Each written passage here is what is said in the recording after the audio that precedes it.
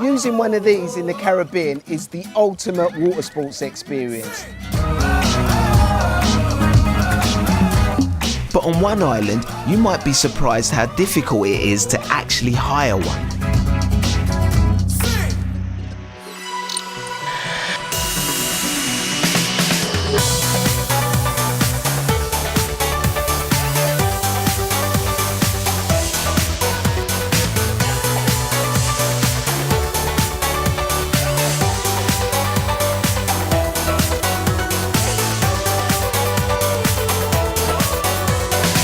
Coming up on this week's show, we head to Jamaica to check out why new jet ski regulations are causing confusion. We can go somewhere else and jet ski and do anything we want. We got rid of one of our recreational activities on the bucket list here, you know. We set out to navigate the frozen seas through the Northwest Passage in Arctic Canada. If you look at the historical expeditions through this area, a lot of ships have been lost out here. We take you on a 60-second stopover in Shanghai. And join me for the very latest in what's trending in the world of online travel, social media, viral videos, and amazing apps.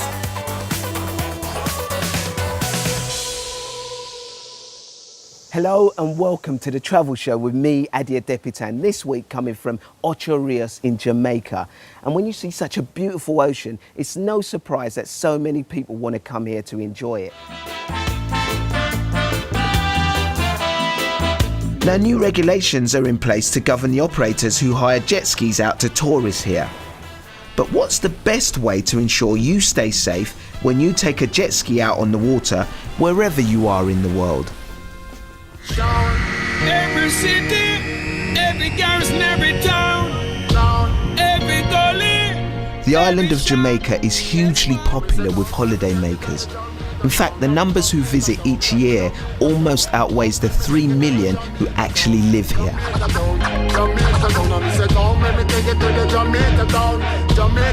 They come for the music. This is the birthplace of reggae after all, and is also home to the fastest man on earth, Usain Bolt. Then there's the food and the pristine white sand beaches, and plenty to do for avid water sport fans like myself with these jet skis. So this here, that's connected to your wrist, it's the kill switch, it's connected to the bike. Now without this on it, the bike won't be able to start. So as soon as you fall off the bike, this comes out and the engine stops. Exactly. And what sort of speed does this go? Goes like 40, you know what I mean? 40, that's cool. Yeah, that's here. So I'm gonna get on with you now. Yes. Go out there, make sure you have an understanding on how to properly use it. Okay. You start, press the green button. Also to make sure that I bring it back, I suppose. Nice and then and easy going now. Okay.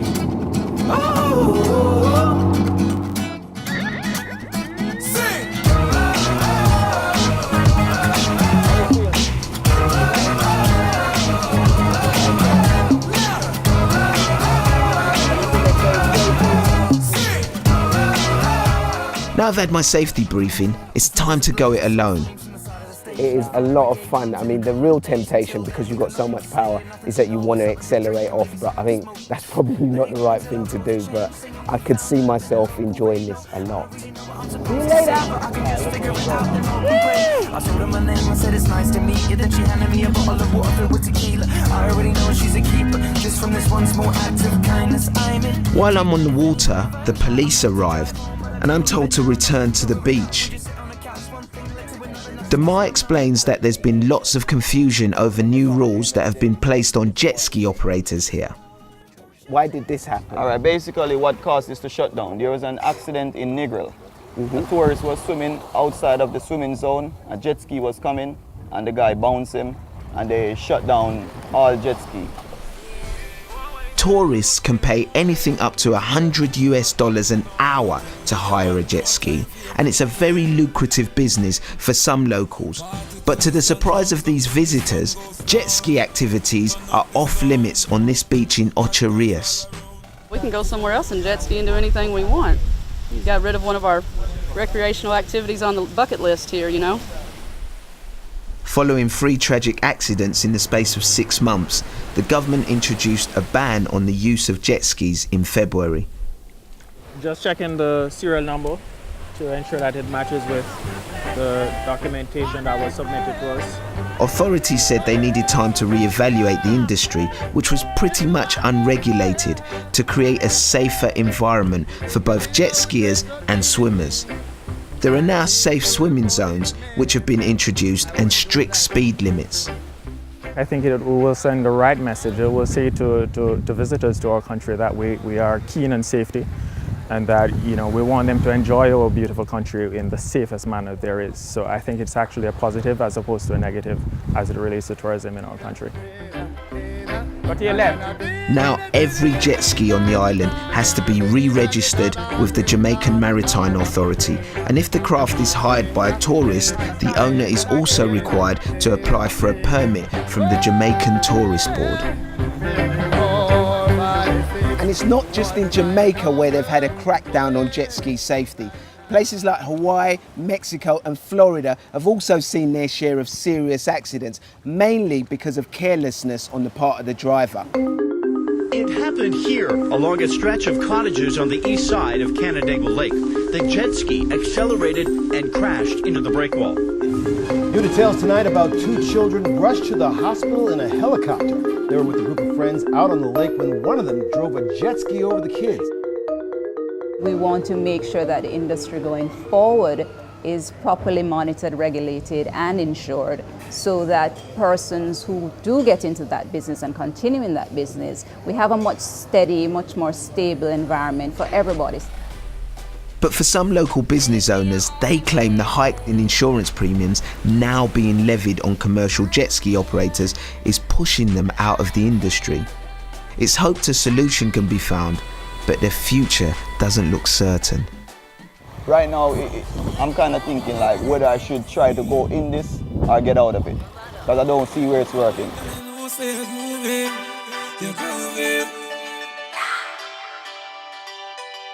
If you're planning on using a jet ski anywhere, here's some travel show tips on how to stay safe.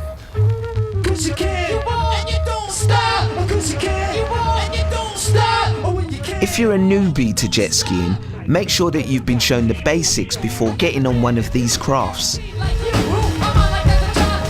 When renting a jet ski anywhere in the world, make sure the owner or company has a valid water sport license. These are normally issued from the local tourist board. It means if you're unfortunate enough to have an accident, you should be covered by their insurance. Virtually no jet skis have running lights. Most manufacturers recommend that they only be used during daylight. In fact, in many countries, there is a ban on the use of jet skis at night time. Make sure you wear a life jacket at all times. It's also worth checking the rules, because in most places there are regulated speed limits, noise limits and distances you need to keep from other boats or objects when on the water. And finally, most jet ski operators require an adult to be on board when a child is operating a jet ski. So sorry kids, you'll need to be aged 17 and over in most countries to ride the waves alone.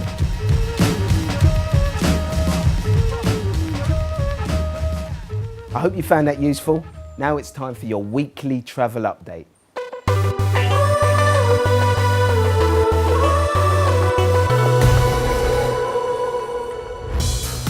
We start this week in Florida at one of its major tourist attractions, the marine theme park SeaWorld, who says it will build a bigger tank for its killer whales. Now the announcement comes amid some criticism of its treatment of the animals. The new tank will be completed by 2018, and the company hopes it will transform how visitors experience killer whales. To Tibet now, and if railway travel is your thing, an extension of the world's highest railway line hopes to give passengers the chance to see some spectacular scenery. The 250-kilometre extension connects Tibet's two largest cities, Lhasa and Shigatse. The new line will cut travel time between the two cities in half to just 3 hours. And China is no stranger to puppetry. But now one of the world's biggest puppet productions, created outside of the country, is set for the Chinese stages. Warhorse has been seen by 6 million people in theatres around the world. It's due to open in China next year. Victoria here. You probably picture me as a stout, somewhat sour-faced old woman. And finally, ever heard of the talking statue?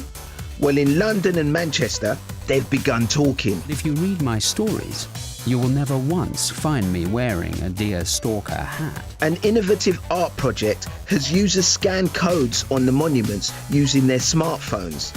The speaking statues then call them back, telling tales of the past voiced by famous actors.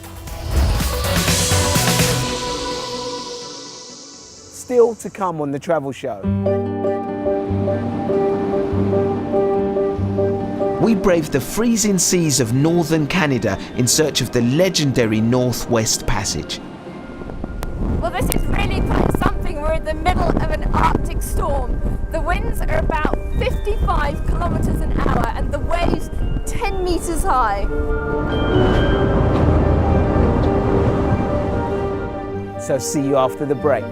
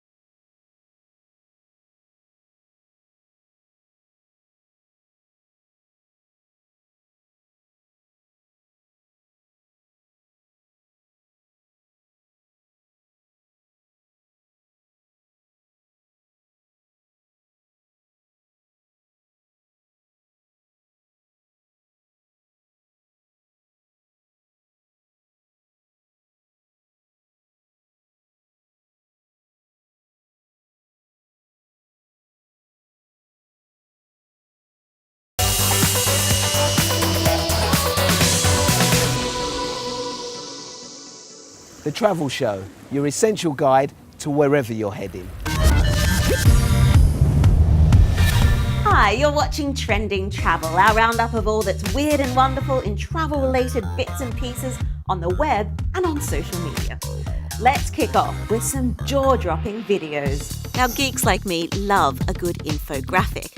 And what's even better is an animated infographic, which is just what the air traffic control team at NATS has provided me with. A really stunning visualization of air traffic, this.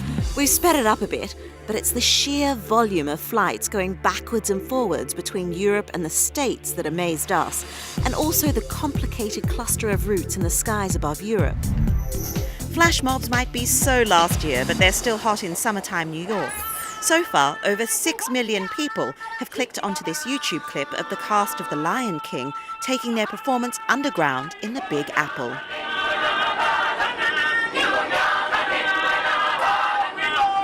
Email us at thetravelshow@bbc.com to let us know if you've been theatrically flash mobbed on your travels. And we're on Facebook, Twitter and Instagram, so let us know if you've seen anything quite as good as that. And we'd love to see pictures from your travels too. And this week we're after something very specific. Your favourite room with a view. Sunsets and beaches have dominated your submissions so far, though I do like a new view of somewhere familiar too. And very nice lateral thinking from Melissa, waking above the clouds over Brisbane. My own travel highlights have been this Shanghai skyline, which I've tarted up a bit on my smartphone. And check this out from the Maldives. Do keep your best coming in. Anything quirky we love, and we'll try and show it out next time. And don't forget the hashtag BBC TTS. That's BBC The Travel Show, in case you hadn't figured it out. Don't those hashtags make our lives much easier? Time now to have a look at some websites and apps that might have crossed your desktop or mobile this month. WordLens is a great concept. Hold up your smartphone to something like a street sign or menu and watch as it's translated before your eyes. It's just been snapped up by Google, so expect to see it on Google Glass in the near future.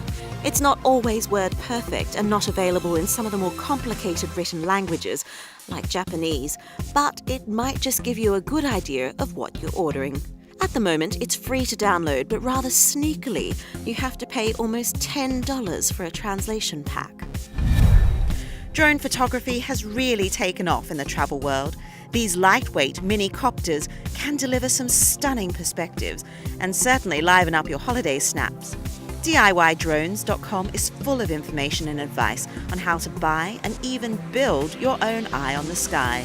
Build is a social network for anyone interested in UAVs, that's unmanned aerial vehicles to you and me. Here you can sign up to the forums, ask technical and legal questions, and post and share your airborne efforts.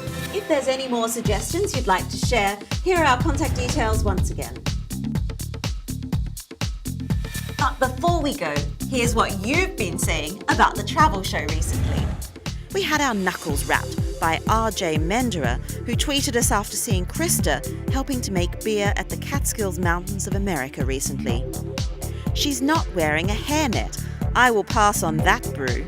No such health and hygiene concerns though from MK Cole, who paid us the ultimate accolade in this age of information overload. Phone off and BBC Travel Show on. That's music to the producer's ears here. And talking of music, it looks like we've helped Tim Calugera find the answer to a question that's been bugging him for 10 years. What's the symphonic piece used in the Estonia segment of this week's programme? Been looking for it since 2004. Well, Tim, it's a track called Soviet by a band called Electronic on an album of the same name. Keep those comments coming, and we'll do our best to get as many of them on the travel show next time. See you then.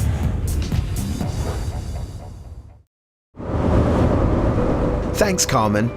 Now, to end this week, we're off to the far north of Canada, where for centuries explorers tried to find a sea route that would take them from the Atlantic to the Pacific, the legendary Northwest Passage.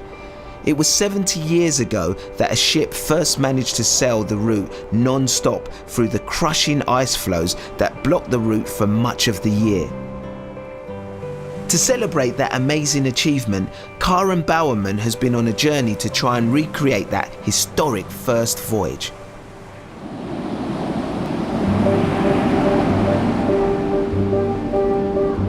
This is true adventure. This truly is a journey, start to finish, and it's not a sure thing. The challenges of the Northwest Passage. For us, it would be ice, and there's really nothing we can do about that.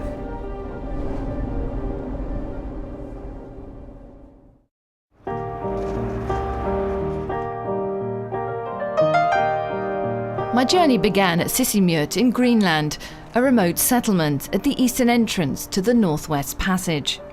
For just one time, I would take the Northwest Passage to find the... Along the coast from here, explorers set sail into a tangled, ice-packed archipelago of violent weather and treacherous seas. And make a Northwest Passage to the sea. They wanted to discover a trade route. All I want is to make it through. Many people don't.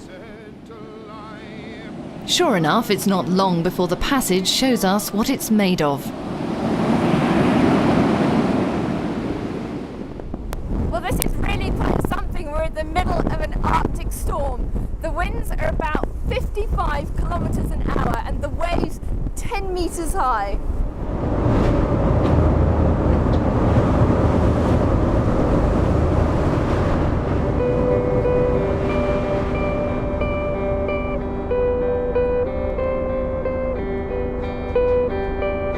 And then, after 10 hours, the sky's clear and we enter an icy wonderland.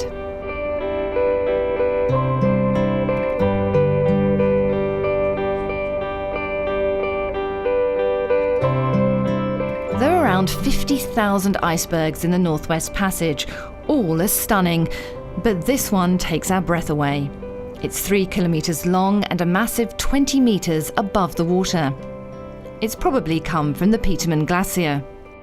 The glacier dropped off an iceberg about 4 times the size of Manhattan in 2010. So 3 years later, we're still seeing pieces of it floating here in Baffin, and some of it's probably working its way down to Newfoundland. Certainly we are expecting to see icebergs in the area, but a big tabular one is it's a bit of a surprise.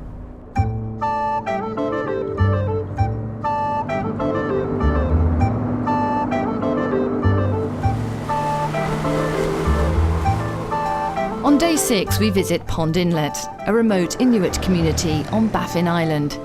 The islanders are hunters and fishermen.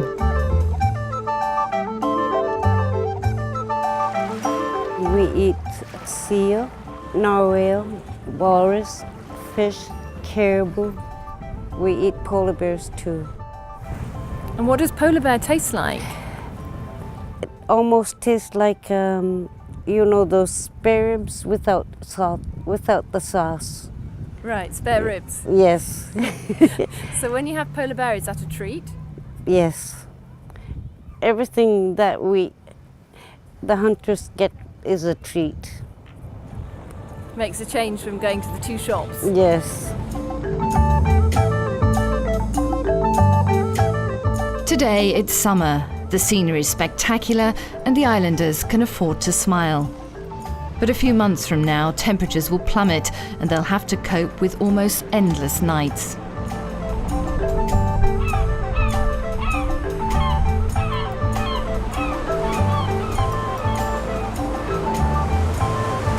As my journey continues, I realise life is just as challenging for those that live along the passage as it is for us, trying to navigate through it.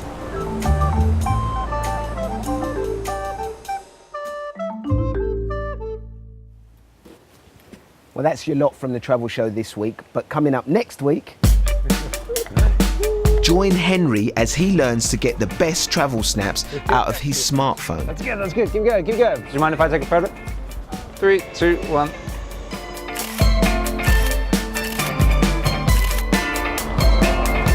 And find out if Karen's ship finally reaches the Pacific, or will the crushing pack ice bring her voyage to a sudden end?